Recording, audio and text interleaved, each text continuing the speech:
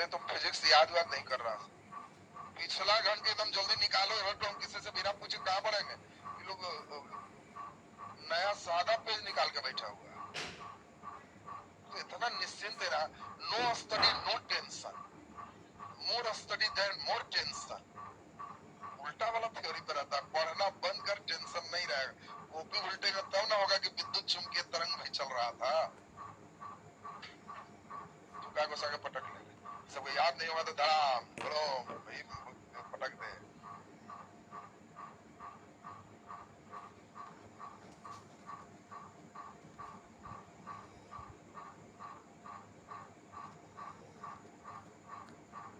चलिए, पिछले क्लास हम लोग देख रहे थे विद्युत चुम्बकीय तरंग। क्या विद्युत चुम्बकीय तरंग के गमन के लिए कोई माध्यम चाहिए? नहीं। निर्वात में भी इसका वेग क्या होता है? 3 लाख किलोमीटर पर सेकंड, या 3 × 10⁸ मीटर प्रति सेकंड। याद है ना सबको? नीचे प्रश्न को कंटिन्यू करें। क्वेश्चन लिखिए,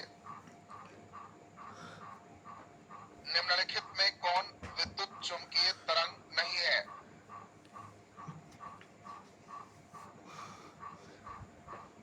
निम्नलिखित में कौन विद्युत चुम्बकीय तरंग नहीं है?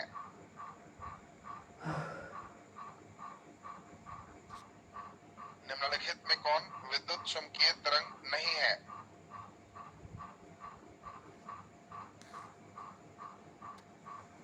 चॉइस ए उष्मा, उष्मा। चॉइस बी रेडियो तरंग। चॉइस सी प्रकाश, और डी ध्वनि, ध्वनि तरंग। कौन विद्युत चुम्बकीय तरंग नहीं है? जल्दी बोलो, कौन होगा? ध्वनि। हम लोग देखें कि सब का वेग 3 × 10⁸ है, तभी हम मान के चलेंगे कि वो हमारा क्या है? विद्युत चुम्बकीय तरंग है। क्या ध्वनि उतने वेग से चलते हैं? नहीं। तो ध्वनि तरंग एक विद्युत चुम्बकीय तरंग नहीं है। क्वेश्चन लिखो अगला, निम्नलिखित में कौन विद्युत चुम्बकीय तरंग है?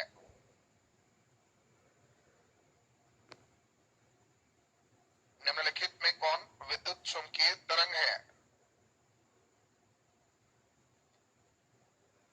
कौन विद्युत चुम्बकीय तरंग है? चॉइस है अल्फा, बीटा, गामा। इनमें सभी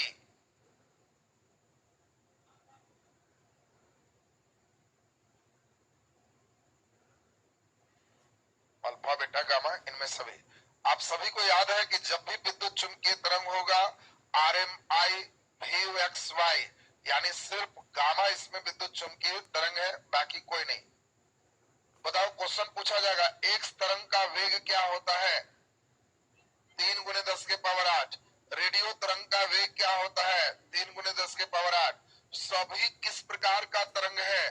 अनुप्रस्थ तरंग। विद्युत चुम्बकीय तरंग की प्रकृति कैसी होती है? अनुप्रस्थ। पूछेगा एक्स तरंग किस प्रकार का तरंग है? अनुप्रस्थ, अनुदैर्ध्य, दोनों। कोई भेंट हो जाए RMI VXY का ना, सब अनुप्रस्थ तरंग। बोलो, सब विद्युत चुम्बकीय तरंग है। लाइन क्लियर है सबका? आपको पिछले दिन करवाए भी थे विद्युत चुम्बकीय तरंग एक प्रकृति कैसी है? अनुप्रस्थ का।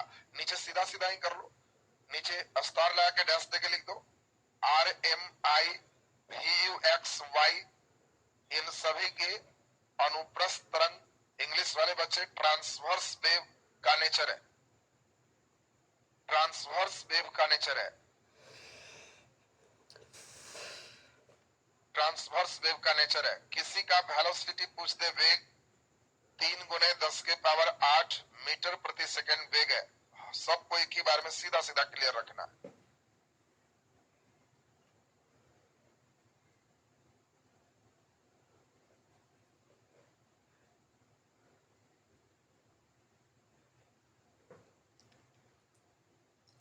चलिए, लिखा गया सबसे किसी का भी वेग पूछे, एक ही बार में सब दिमाग में रखेगा। एक तरंग का वेग क्या होता है, तीन ही गाना की जाए याद नहीं है।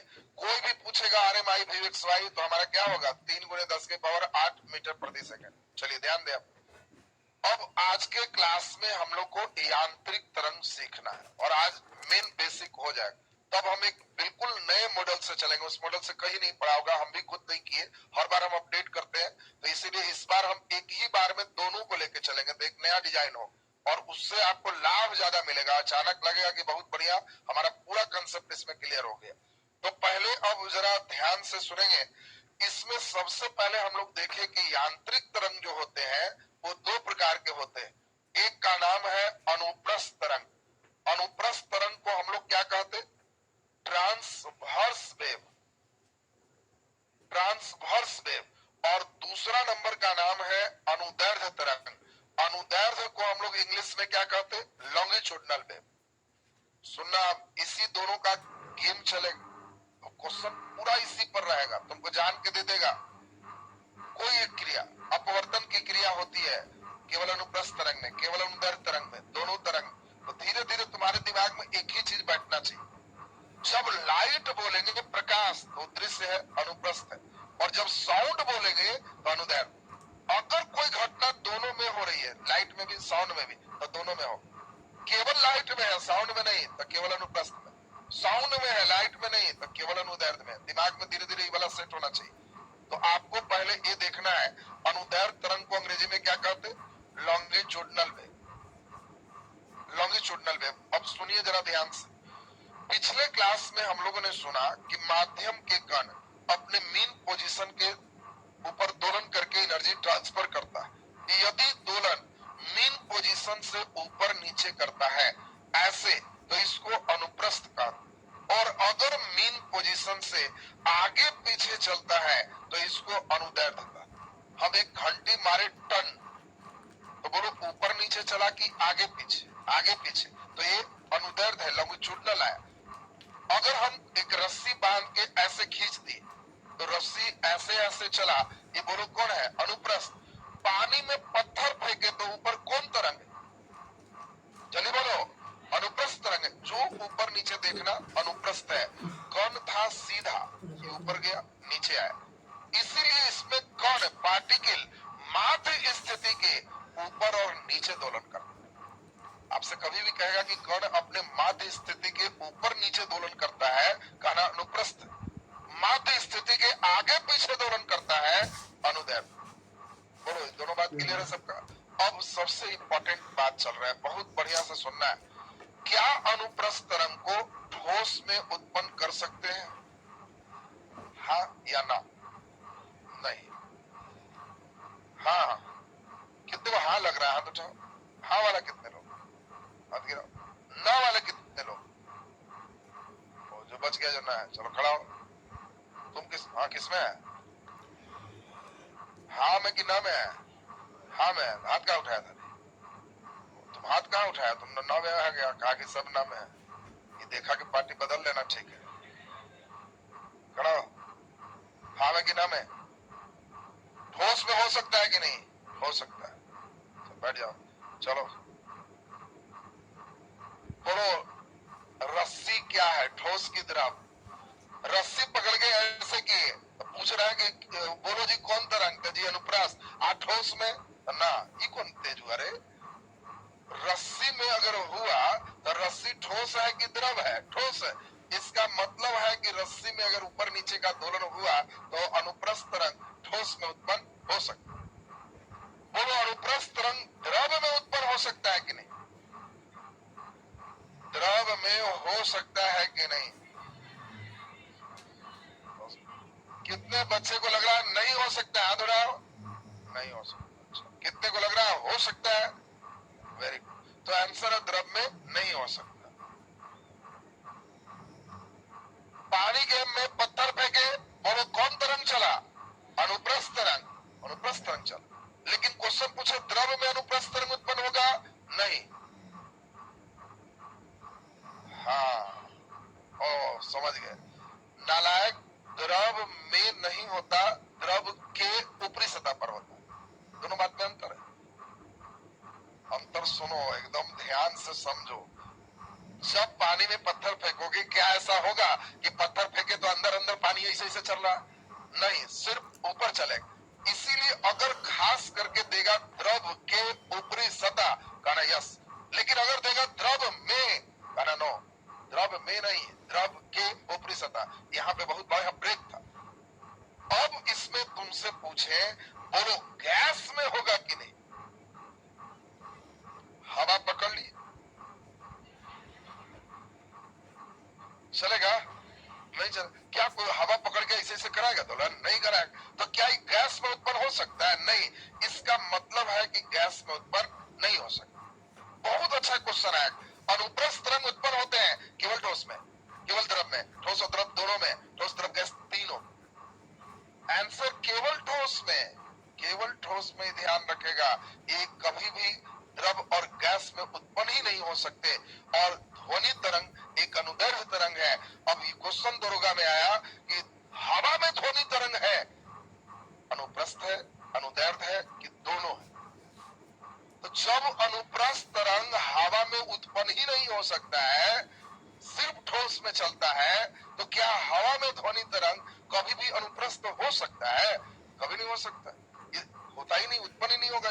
इस सिर्फ और सिर्फ कहाँ उत्पन्न होगा? ठोस में। तो देखिए, ये आपको स्टेप पहले समझना था। अब इसको हम लोग मिलते हैं।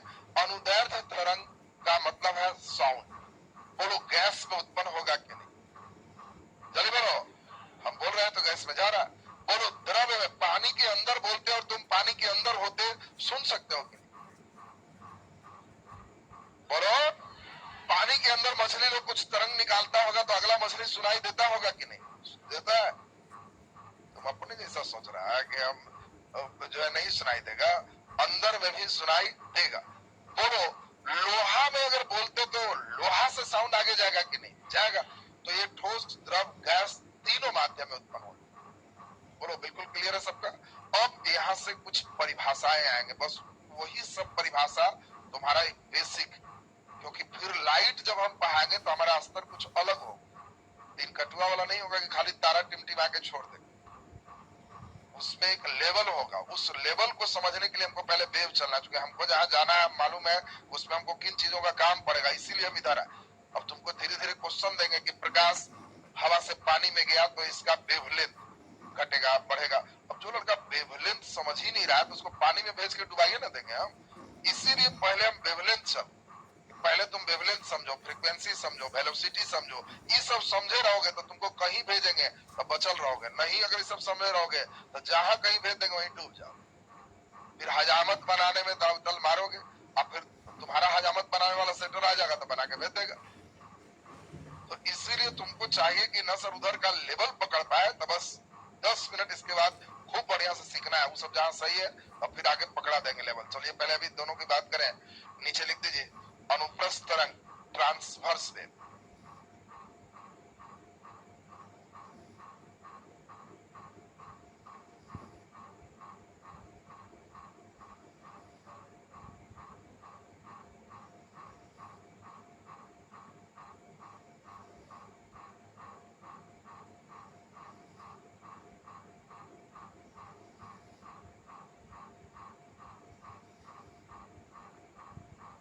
अनुप्रस्थ तरंग, ट्रांसवर्स वेव। नीचे स्टार लगा के डैश देके लिख दो।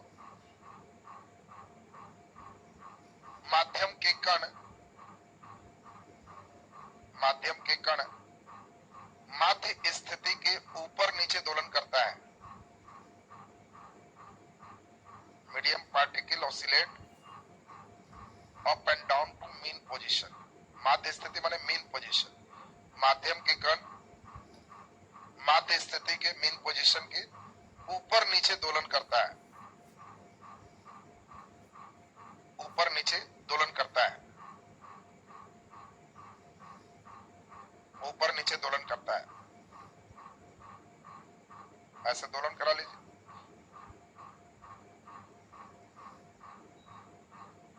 ऊपर नीचे दोलन करा ले।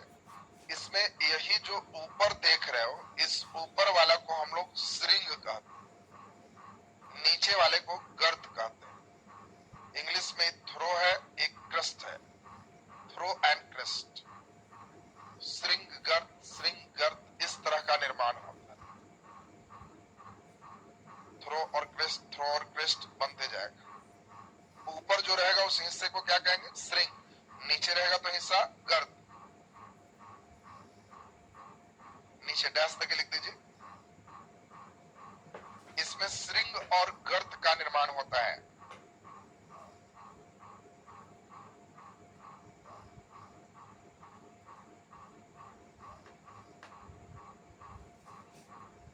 इसमें श्रिंग और गर्त का निर्माण होता है।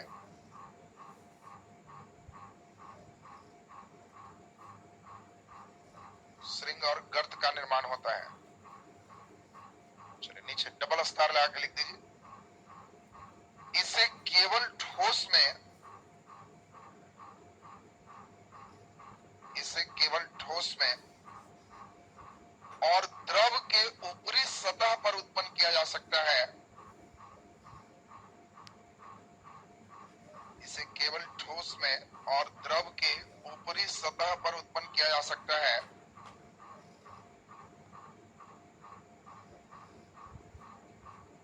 द्रव की ऊपरी सतह पर उत्पन्न किया जा सकता है। नीचे स्टार लगा के डैश देंगे। अनुप्रस्थ तरंग को, अनुप्रस्थ तरंग को द्रव में और गैस में, अनुप्रस्थ तरंग को द्रव में और गैस में उत्पन्न नहीं किया जा सकता है।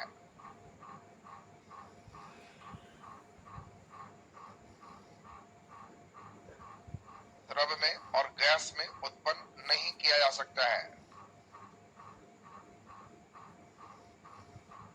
द्रव में और गैस में उत्पन्न नहीं किया जा सकता है। चलिए नीचे लिख दीजिए। अनुदैर्ध्य तरंग, लॉन्गिट्यूडिनल वेव।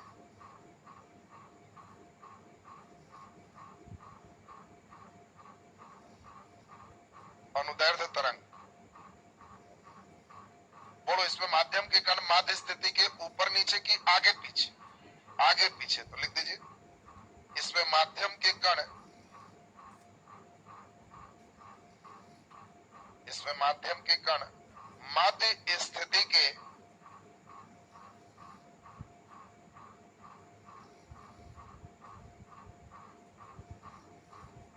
माध्य स्थिति के आगे पीछे दोलन करता है।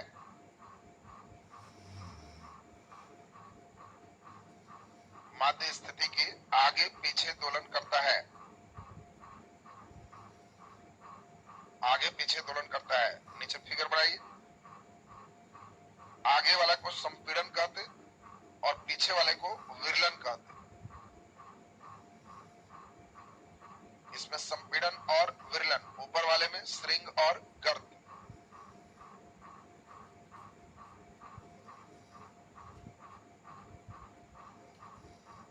संपीड़न और विरलन।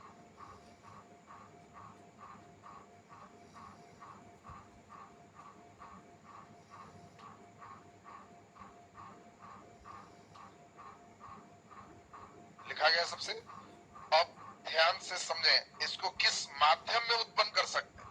तीनों में। नीचे स्टार लगा के डैश देके लिख दो। अनुदैर्ध्य तरंग को, अनुदैर्ध्य तरंग को ठोस, द्रव और गैस तीनों माध्यम में उत्पन्न किया जा सकता है।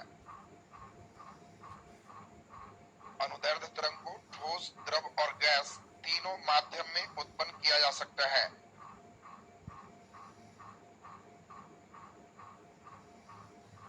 तीनों माध्यम में उत्पन्न किया जा सकता है। ठोस, द्रव और गैस तीनों माध्यम में उत्पन्न किया जा सकता है।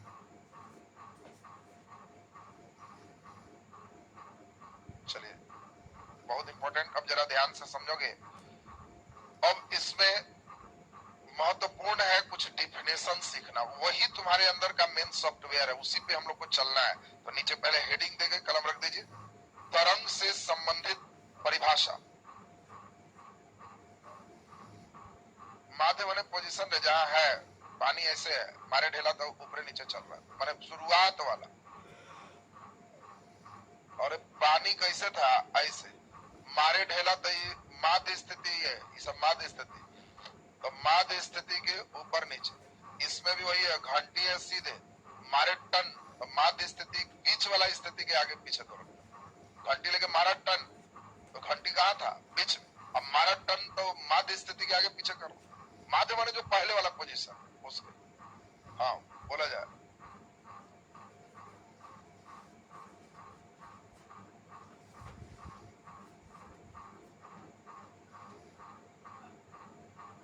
कुछ नहीं खत्म होगा। अनुप्रास्थ और निदर्द में यही ध्यान रखना है, ऊपरी नीचे पानी वाला रहेगा तो कहना कि प्रस्थ, और आगे पीछे घंटी वाला है तो अनुदैर्ध।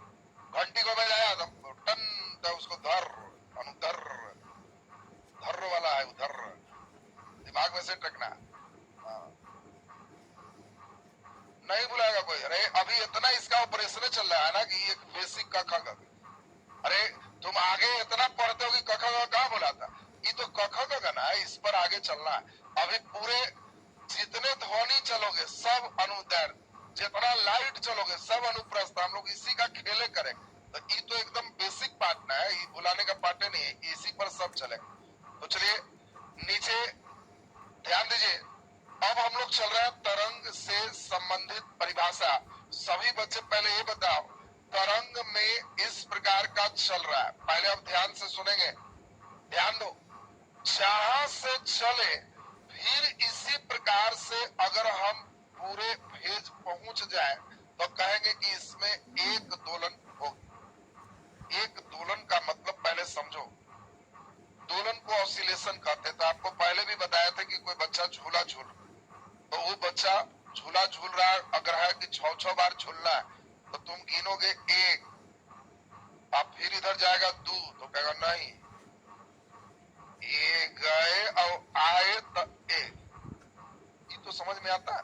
तो बस वैसे ही मारे पत्थर तो उठा तो एक दोलन हो गया नहीं, अब एक। तो एक दोलन का मतलब है एक फुल फेज। तो पहले ये बताओ, इतना दूर ऐसे करने में कुछ टाइम लगेगा कि नहीं, तो उसको टाइम पीरियड का बात समझेगा। एक दोलन में जो समय लगेगा वो टाइम पीरियड है। तुमको क्वेश्चन देगा कि किसी तरंग टंकी में 5 सेकेंड में 40 दोलन होता है तो इसका आवर्त काल क्या है? कोई लड़का देख के डरे छोड़ता कि न्यूमेरिकल पूछा। अरे नालायक, आवर्त काल कहते किसको? 1 सेकेंड में कितना दोलन किया हुआ आवृत्ति है, और एक दोलन में कितना हुआ, ये मान लो 5 सेकेंड में 40 दोलन किया, एक दोलन में कितना टाइम लगा हुआ आवर्त काल है, तो 40 दोलन में 5 सेकेंड, तो एक दोलन में 5/40, इसीलिए 1/8 इसका आवर्त काल। आवर्त काल कभी निकालना है, फार्मूला और मत सोचो। कई लोग n बराबर 1/t, t बराबर, कुछ नहीं सोचना है। तुमको सोचना है कि वो आवर्त काल माने समय, और समय किसको कहेंगे? एक दोलन पूरा करने में जो समय लगेगा वो आवर्त काल। उस आवर्त काल को ही इंग्लिश में टाइम पीरियड कह रहा है, एक टाइम है। तो इसका मतलब है कि आवर्त काल का SI मात्रक सेकेंड होगा, क्योंकि टाइम है। तो पहले ही बताओ, पहला परिभाषा हम तुमको कहेंगे आवर्त काल किसे कहते? कहोगे एक दोलन पूरा करने में लगे समय को आवर्त काल कहते, इसको T से सूचित करते और SI मात्रक सेकंड। पहले ही बताओ, एकदम क्लियर। एक दोलन किसे कहेंगे तो समझ गया, उसमें जो टाइम लगेगा उस टाइम को ही आवर्त काल कहते, उसका SI मात्रक सेकंड। रिवर्स चले, ये बताओ, एक सेकंड में तो कुछ बार दोलन होगा, 5 सेकंड में 40 दोलन, तो एक सेकंड में कितना दोलन? 8 बार। एक सेकंड में कई बार दोलन किया वो आवृत्ति है, यही फ्रीक्वेंसी। सुनना, ही बहुत बार भेंट होगा, हमेशा भेंट होते रहेगा। फ्रीक्वेंसी, आवृत्ति, लड़का बेचारा आवृत्ति क्या है पता नहीं है, और कौन नहीं बदलेगा, मैं आवृत्ति टिक मार के आता। तो पहले आवृत्ति क्या है ये समझो। फ्रीक्वेंसी क्या है? कहता है कि जब हम पानी में पत्थर मारे तो एक दोलन करने में जो टाइम लगा वो आवर्त काल। लेकिन हम घड़ी देख रहे थे, एक सेकंड में कई बार किया, तो एक सेकंड में जितना बार दोलन किया वो फ्रीक्वेंसी। अब तुमसे हम कहें कि 5 सेकंड में 20 बार दोलन किया, तो बोलो इसका आवर्त काल क्या है? तो नालायक, 4 नहीं था, 1/4 था। हम तुमसे आवर्त काल पूछे थे, हम जान रहे थे कि तुम सीधे सीधे चले। आवर्त काल बोले तो निकालना है एक दोलन का टाइम, 20 दोलन में 5 सेकंड, तो एक दोलन में 5/20। हाँ, अगर पूछते कि इसकी आवृत्ति क्या है तो कहना 1 सेकंड में कई बार दोलन होगा वो आवृत्ति है, 5 सेकंड में 20 दोलन, तो 1 सेकंड में 4 दोलन, तो आवृत्ति बराबर 4 होगा। बोलो आवृत्ति क्या है, क्लियर है सबका? आवृत्ति का मतलब 1 सेकंड में किए गए दोलन को आवृत्ति कहते हैं। आवृत्ति को ही हम लोग एन से लिखते हैं, कई बार ऐसे टेढ़ा करेंगे तो इसको न्यू से भी लिखते हैं। पढ़ना है बढ़िया से, यू के खींच देंगे तो ये म्यू है, आप ही के मारेंगे एक हथौड़ी तो बेचारा न्यू है। बात समझ ना, आगे आएगा प्लांक कांस्टेंट, इसीलिए बता रहा कि आगे आएगा E बराबर एच न्यू।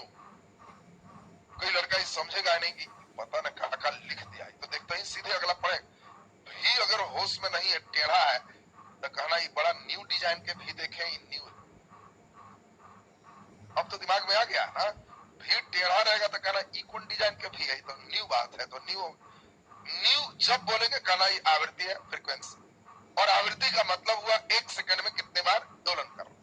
अब जल्दी बताओ, यहां से यहां तक कुछ दूरी होगा कि नहीं? इस दूरी को ही वेवलेंथ का, बढ़िया से समझेगा, तीसरा टर्म तुमको मिल रहा है, इस वेव का लेंथ, वेव लेंथ, इसी को हम लोग हिंदी में तरंग दैर्ध्य का, यही तरंग दैर्ध्य, और ये वेवलेंथ है। वेवलेंथ का मतलब एक पूरे का जो डिस्टेंस है, अगर हम बीच से चले तो यहाँ श्रृंग, बोलो यहाँ क्या है, गर्त, यहाँ क्या है, श्रृंग, तो बोलो खाली श्रृंग गर्त चले कि 2 श्रृंग गर्त चले? 2 श्रृंग गर्त, तो यही कहता है 2 लगातार श्रृंग और एक गर्त, इस दूरी को वेवलेंथ कहते हैं, लैम्डा लिखते हैं। अगर इसको ऐसा लिखेंगे तो क्या पढ़ोगे, लैम्डा, लैम्डा का मतलब वेवलेंथ। अब देखो धीरे धीरे तुमको समझना होगा, जब हम फिगर बनाएंगे, अब धीरे धीरे यही हम आशा करेंगे कि सारे बच्चे आगे ये सब समझो। आगे हम सिर्फ ऐसे बनाए फिगर, और तुमसे हम पूछेंगे कि बोलो किसका वेवलेंथ ज्यादा है, ऊपर की नीचे? वेवलेंथ किसका ज्यादा है, 1 की 2? उसका आंसर सुन ले पहले, मारेंगे उसको खड़ा कर देंगे। सब इतना तेज है ना, कैसे कर देता कि तोरे बोल रहा है, और अपने मटिया देखी सब इतना तेज है, सब में सब डिग्री पीएचडी वाला लिए हुए है। कहा जल्दी से, सब जान के कहे खड़ा होता, उसको कहा कि तोरे कह रहा है, हमको तोरे कह रहा है, जल्दी कहो जल्दी बोल, जो है उसको बोलो किसका तरंग दैर्ध्य ज्यादा है, पहला कि दूसरा? दूसरा का ज्यादा। तरंग दैर्ध्य का मतलब क्या है? तरंग दैर्ध्य का मतलब है यहाँ और यहाँ की दूरी। हम लोग चेक करते हैं, यहाँ और यहाँ की दूरी, यहाँ और यहाँ की दूरी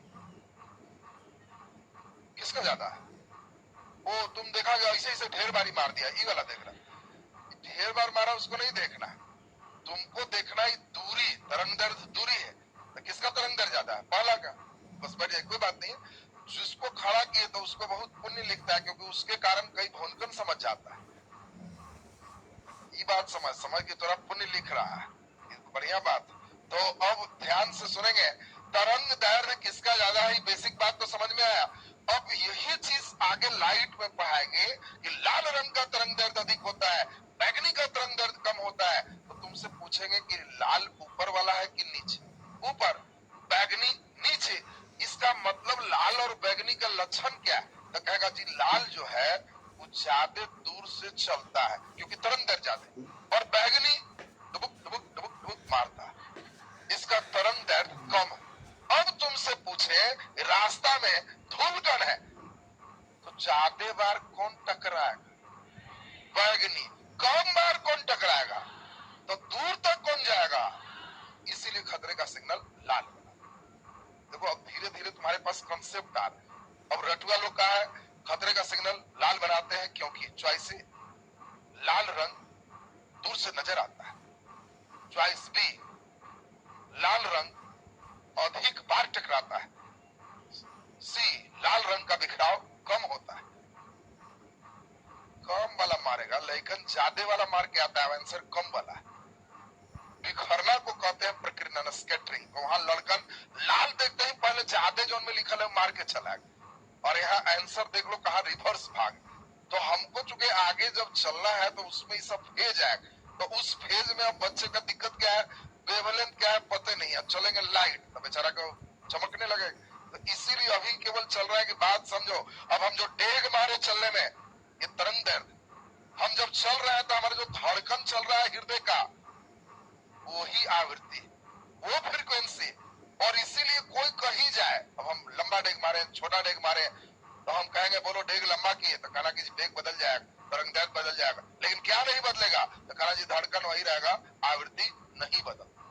इसीलिए तुमसे पूछेगा हवा से पानी में गया क्या नहीं बदलेगा, तो कहना जी धड़कन नहीं चेंज हो, लेकिन डेग लंबा मारिएगा तो बाकी सब चीज बदलते रहेगा। अब ये बताओ तरंग दैर्ध्य क्या है, आवृत्ति क्या है, आवर्तकाल क्या है, इतना बेसिक क्लियर है सबका। लास्ट बार रिवाइज कर रहे हैं, धीरे धीरे पढ़ने का आनंद बहुत बढ़ जाएगा। ये सब अगर ठीक है ना तो धीरे धीरे क्वेश्चन का जब लेवल आएगा तो तुमको आनंद आने लगेगा कि बहुत शानदार क्वेश्चन हम पकड़ रहे। और ये सब क्वेश्चन जहां पकड़ लिया, पहले हमारे अनुसार से बोल देंगे कि लाइट खत्म साउंड खत्म, तब तुम्ही का ड्यूटी देंगे कि 5 को अच्छा क्वेश्चन खोज के लाना। कौन कौन बच्चा खोज के लाता है, जिसका खोजा हुआ प्रश्न रहेगा इसमें चलाए, बाकी लगेगा कि जी यही खोज के लाया था, के लाया था, अरे खड़ा हुई था इसमें काय के लिए लाया था। हल्का तुमको सामान्य बन जाना चाहिए। वैसा 5 ही अच्छा क्वेश्चन बना लिया तो 5000 के बराबर हो। मूर्खवन 5000 हल्कवन के फेर में रहता है तो 5 को नहीं बने।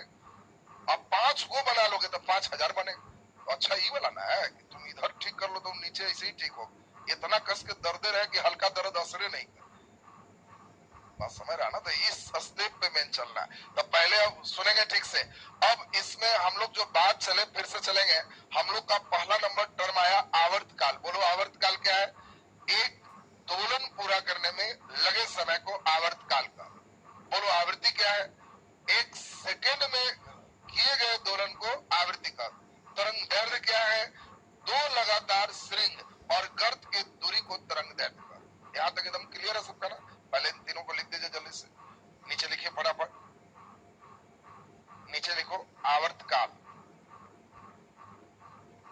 Time period.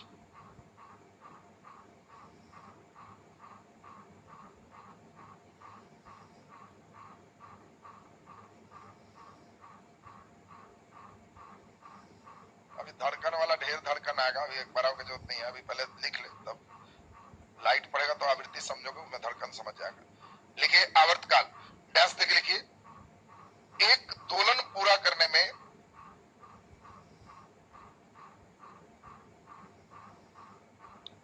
एक दोलन पूरा करने में लगे समय को, एक दोलन पूरा करने में लगे समय को आवर्तकाल कहते हैं।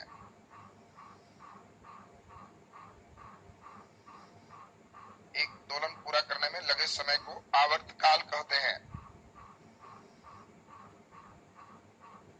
आवर्तकाल कहते हैं। इसे टी से सूचित करते हैं, बड़ी टी,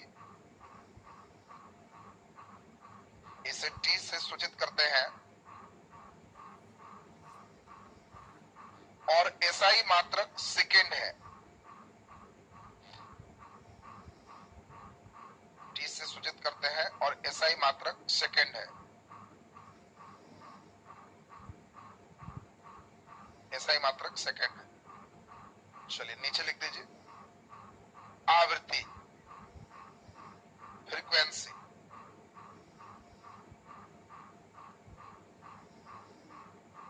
आवृत्ति फ्रीक्वेंसी,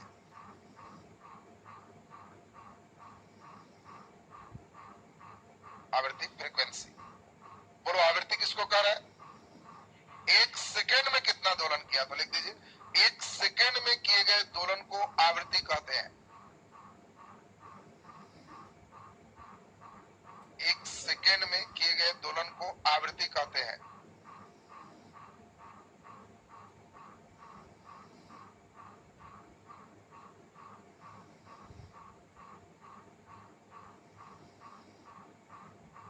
एक सेकेंड में किए गए दोलन को आवृत्ति कहते हैं। नीचे आवृत्ति को एन या न्यू से सूचित करते हैं, आवृत्ति को एन या न्यू से सूचित करते हैं,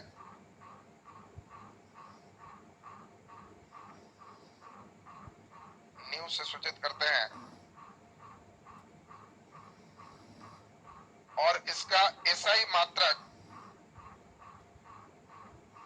हर्ट्ज है, हर्ट्ज, एचजेड। किसी चीज में हर्ट्ज लगा रहेगा तो समझना कि दोलन की बात चल रही है, एक सेकंड में कितना दोलन किया। आवृत्ति 20 हर्ट्ज है तो बोलो एक सेकंड में 20 बार दोलन किया। आवृत्ति 50 हर्ट्ज है तो एक सेकंड में 50 बार दोलन किया। एक सेकंड में किए गए दोलन को ही आवृत्ति कहते हैं। अब देखो धीरे धीरे तुमको लिखाएंगे कि मनुष्य की श्रव्यता सीमा, सुनने की सीमा, ऑडिबल रेंज 20 हर्ट्ज से 20,000 हर्ट्ज। तो तुम्हारा टावर धरेगा कि जब बोले 20 बार अगर एक सेकंड में दोलन किया तब तुम्हारा कान काम करे। 20 से कम में लो वोल्टेज, और 20,000 से ज्यादा ऑटो कट लगाओ। ये भी नहीं समझना कि कितनों कंपन होगा तो सुन ले। अगर कंपन 20,000 से ज्यादा हो गया तो ये ऑटो कट है, कहेगा कि नहीं सुनाई दी। वो बड़ा श्रव्य तरंग है, तो हम लोग साउंड में उस पेज को हम लोग चलेंगे। तो अभी हम लोग देख लिए एन यानी एसआई मात्रक हर्ट्ज। नीचे अगला नंबर लिख दीजिए तरंग दैर्घ्य, तरंग दैर्घ्य वेवलेंथ,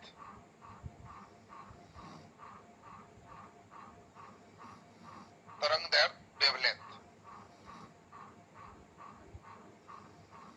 वेवलेंथ। बोलो तरंग दैर्घ्य किसको कह रहे हैं? दो लगातार श्रृंग और गर्त के बीच की दूरी, डैश देके लिख दीजिए दो लगातार श्रृंग, दो लगातार श्रृंग और गर्त के बीच की दूरी, दो लगातार श्रृंग और गर्त के बीच की दूरी, दो लगातार श्रृंग और गर्त के बीच की दूरी को तरंग दैर्घ्य कहते हैं। दो लगातार श्रृंग और गर्त के बीच की दूरी को तरंग दैर्घ्य कहते हैं। नीचे लिख दीजिए तरंग दैर्घ्य को लैम्बडा से सूचित करते हैं, लैम्बडा। तरंग दैर्घ्य को लैम्बडा से सूचित करते हैं,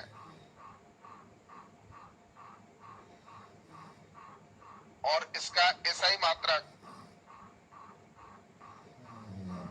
और इसका एसआई मात्रक, बोलो दूरी है तो दूरी का मात्रक क्या होगा? मीटर, मीटर होता है। छोटा रहता तो एंगस्ट्रम, एसआई मात्रक मीटर होता है। चलिए नीचे क्वेश्चन लिखो।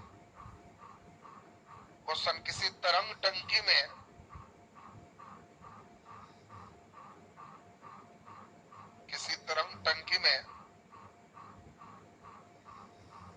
तरंग टंकी में 5 सेकेंड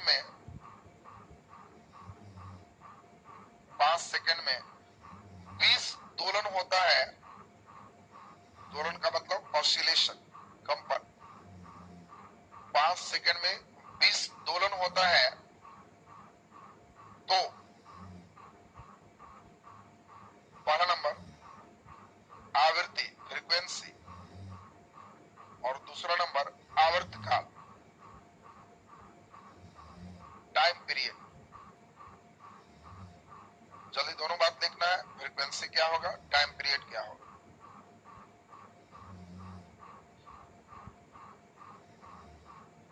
बोलो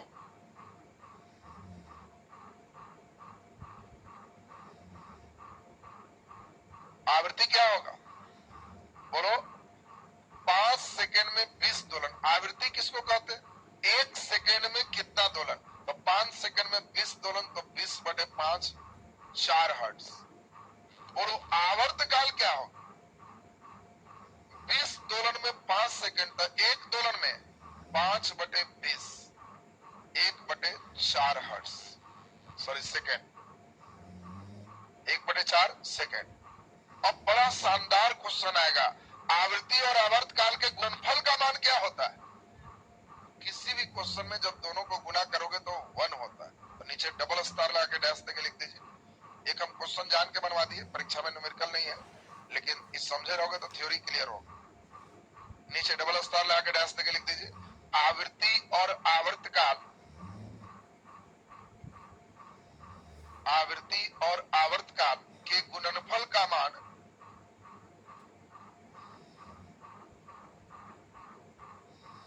आवृत्ति और आवर्तकाल के गुणनफल का मान 1 होता है। गुणनफल का मान 1 होता है। 1 होता है मतलब बोलो आवृत्ति किससे लिखेंगे? n से। और आवर्तकाल किससे लिखेंगे? t से। n गुना t बोलो क्या होगा? 1। जल्दी बोलो 1 बटा t तो क्या होगा? n। 1 बटा n तो t, 1 बटा n तो t, 1 बाई t तो n। दिमाग में रखना है t नीचे तो n ऊपर, n नीचे तो t ऊपर। अब तुमको हम कहें, बहुत इंपॉर्टेंट बात है, वेग का फॉर्मूला होता है दूरी बटे समय। ऐसा पढ़े हो? बोलो वेग को किससे लिखेंगे? v से। बोलो दूरी किससे लिखेंगे? बोलो लैम्डा। मारे में डी से। अभी पढ़े हैं कि दूरी को तरंग दैर्ध्य का, अभी ना पढ़ा जी। तो दूरी किससे लिखेंगे? लैम्डा से। समय किससे लिखेंगे? टी से। बोलो 1 बाई टी को क्या कहोगे? n। इसीलिए v बराबर n लैम्डा एक बड़ा इंपॉर्टेंट फार्मूला। तुमको कभी भी आएगा कि बताओ वेग, आवृत्ति और तरंग दैर्ध्य, तो कहना v बराबर फार्मूला क्या है? n lambda. नीचे स्टार लगा के डैश देके लिख दो, और स्टार लगा के डैश देके लिख दीजिए v बराबर n लैम्डा। जहां v क्या है जल्दी बोलो? वेग। n क्या है? फ्रीक्वेंसी, आवृत्ति। लैम्डा क्या है? तरंग दैर्ध्य, तरंग दैर्ध्य।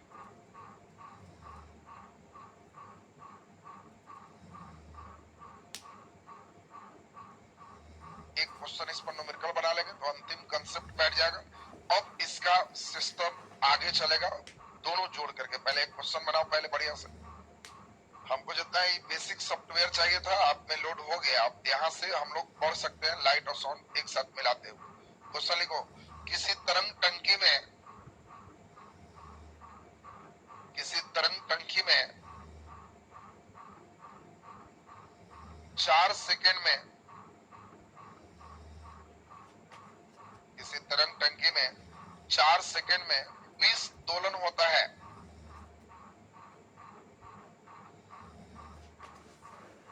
4 सेकेंड में 20 दोलन होता है। इसके एक श्रृंग और गर्त के बीच की दूरी, इसके एक श्रृंग और गर्त के बीच की दूरी, एक श्रृंग और गर्त के बीच की दूरी 2 मीटर है। एक श्रृंग और गर्त के बीच की दूरी 2 मीटर है। तो तरंग का वेग बताएं। तो तरंग का वेग बताएं। अब उसी में चॉइस दे देगा। चॉइस में लिख दो 5 मीटर प्रति सेकेंड, बी में 10 मीटर प्रति सेकेंड, सी में 15 मीटर प्रति सेकेंड और डी में 20 मीटर प्रति सेकेंड। ये तो मिलाने की जरूरत भी नहीं है, तो सब बच्चे का सही होना चाहिए। बढ़िया से अपने से बनाओ और जल्दी से टिक लगाओ। एक एक बच्चे का सही हो, पहले ध्यान से देखो क्या दिया है।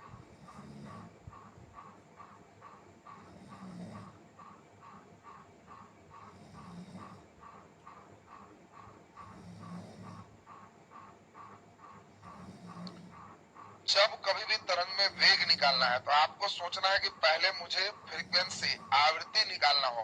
तो सबसे पहला काम आप आवृत्ति निकालो। तो उसके लिए नीचे लिखो 4 सेकंड में 20 दोलन। तो 1 सेकंड में कितना दोलन? वो आवृत्ति है, पहले ये निकालो।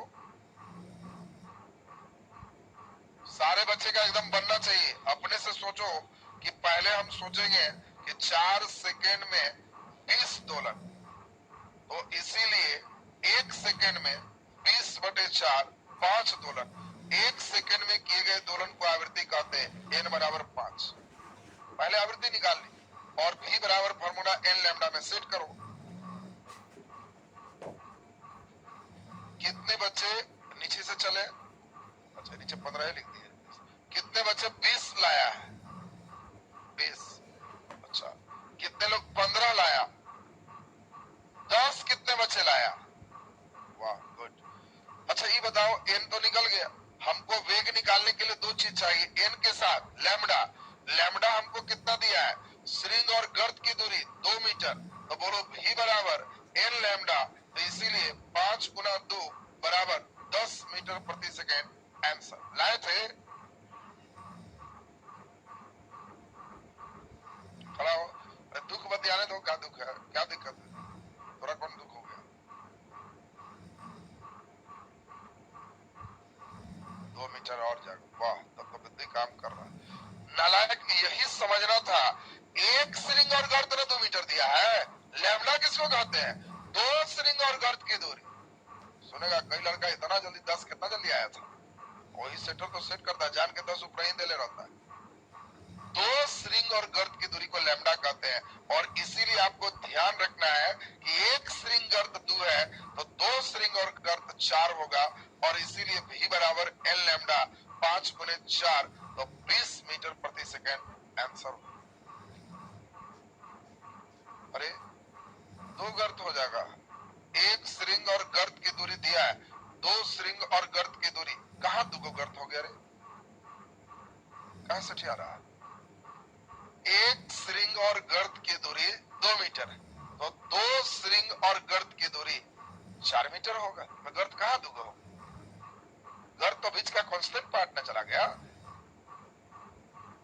हाँ वही घुमाना, बुद्धि नहीं बढ़ेगा तो खाली बना बना के थोड़े हो, हम चाहते हैं कि पहले तुम्हारा थोड़ा सा बुद्धि लगे कि हाँ इसमें बढ़ा, और अब परीक्षा में शक की दृष्टि से देखेगा तो सही हो जाएगा। बोलो पहले, ये लाइन क्लियर हो गया सबका ना, कल से सुन लो, लाइट और साउंड का सम्मिश्रण कल से शुरू हो, और कल से कैसे डीजे वाला साउंड भी चलाता है तो लाइट भी, दोनों रहता है तो ना मजा आता है, तो इसीलिए आज खाली तार उर जोड़े, कल से साउंड भी चलेगा और लाइट भी चलेगा, अब तब फिजिक्स का आनंद कुछ नया मिलेगा कि हाँ ये तो बड़ा बढ़िया एकदम आनंद मिलने लगा। तो चलिए कल हम लोग इससे आगे चलेंगे।